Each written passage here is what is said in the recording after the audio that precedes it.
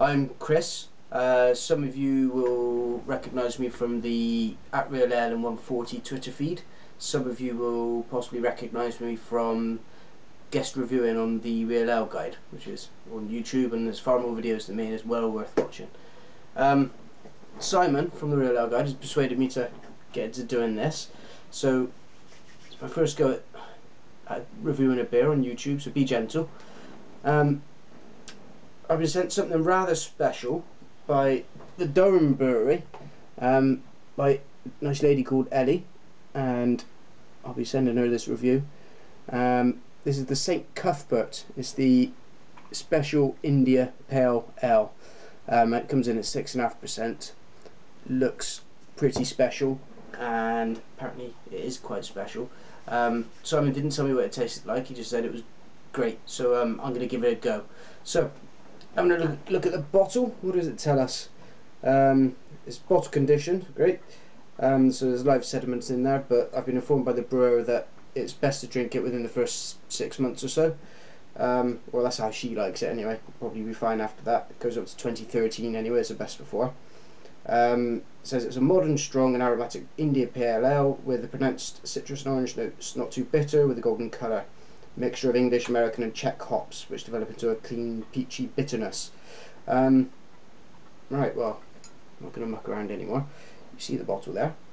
Lovely it is. Nice dark glass as well, so keep the conditioning. No skunkiness expected there. Plain cap, and time to open it. Ooh, little bit of fizz there. Oh, catchable. That's good.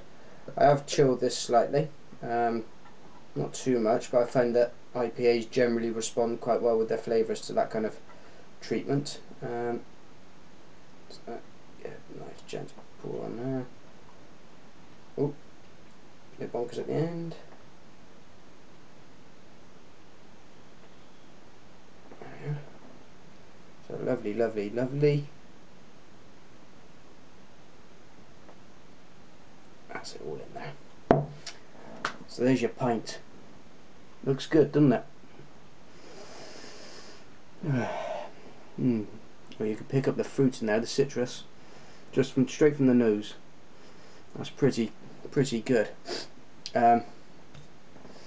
Sometimes you can't pick up much from the bottle smell, but there's residual decent smell of that in there. It's very good. Okay. Just noted, it does say that the beer may be lively, so it even warned you. I do like that when they're actually up front with you. Should have read it properly myself. So the head's staying. In terms of the consistency, you can see there, it's not a runny head. It's a nice frothy head. It's going to be a stare, that one. Not going anywhere. So what am I getting? Definitely getting the high citrus notes in there.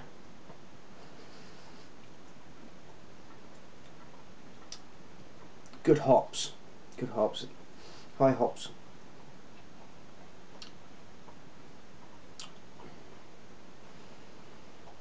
I can't spend all day sniffing this, so let's have a bit of a drink. Cheers.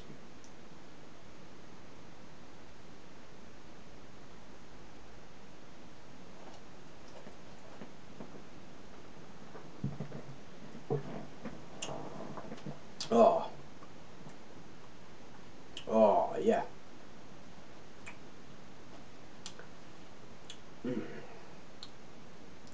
There's a lovely hoppy backbone to that, which it swings, but you pick up the New World hops in there. Some people who've seen me before will know that I like the massively New World hoppy beers.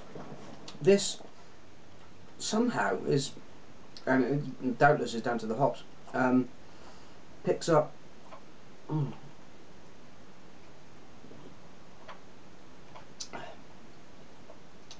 yeah, it's giving you a kind of a mixture of tastes.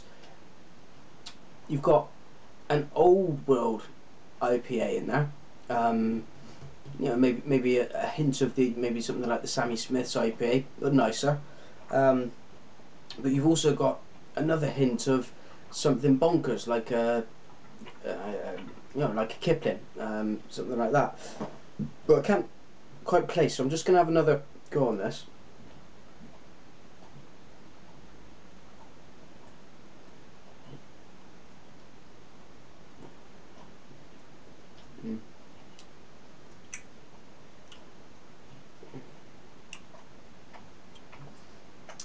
Yeah, it's a beer that seems to be straddling the new and the old. The fruit is interesting as well. You've got kind of lemoniness, kind of citrus peel, kind of if you were to take the shave the edge off a grapefruit and stick that in your tongue, you get some of that in there as well. I'm not. I mean, it says on the bottle about the peach. I'm not picking up loads of peach. It's not like I think it's a Blandford Fly or not. Is that one? Or is that gingery? But there's a beer which is particularly peachy, and I don't like that kind of false peach taste. There's nothing false tasting in this. Everything you get in it is from the ingredients, and it doesn't taste like there's anything chemical based in here at all. Which excuse me, is always a good sign. The peach is there. It's right in the background. I can't. It kind of comes back, and that burp's helped a little bit. That's helped me place it a bit, and it kind of leaves a slight fruit taste on your lips. If you, yeah. Ooh.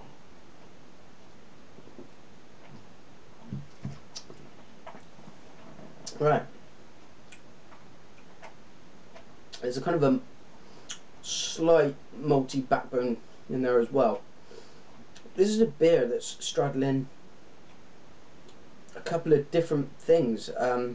There's something like a classic English ale. There's also a classic English IPA, and there's a New World IPA in there as well. And it's brilliant. It's brilliant how it's giving you all of those things. I love beers that kind of don't. They know their personality, but they're not afraid to mix it up a bit. And that's what this is doing. You'd never know. You would never ever guess that this was coming in at 6.5% either. It's fantastic.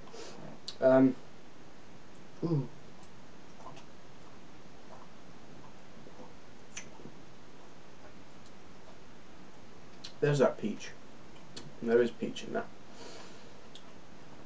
So, most of you have seen me, well, some of you, any of you, who've seen me rate beers before on Simon's channel will know that I'm always keen to look for a place and look for a time and maybe look for an activity that you'd be doing with this.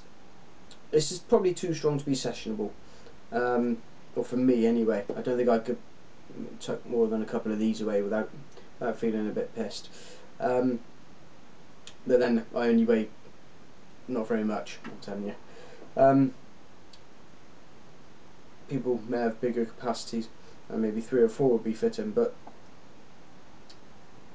I think this is a great beer to sit down on a night with, on a night when it's just after Christmas and you've still got some of the stuff left in the fridge from Christmas. This would go great with excuse me, some really good cheese, possibly Cornish quartz cheese, get that in there, maybe some red onion chutney, and slap it all on a cracker. I think even Stilton this would go with. I know Stilton's traditionally a port based activity with, but I don't see why it should be so limited. People need to take their blinkers off and start mixing up their cheeses and beers a bit more. It's the way of the future. So I would like to give this a rating. I think this is fantastic. So cheers to Elly and cheers to Simon for hooking me up with this. I'm going to go with a 9. 9 out of 10, I think. Really pleasing, really good. I'm going to go away now and drink the rest of this, and I'll tweet about it later. And well, hopefully, if this works out okay today, I'll see you again. Cheers.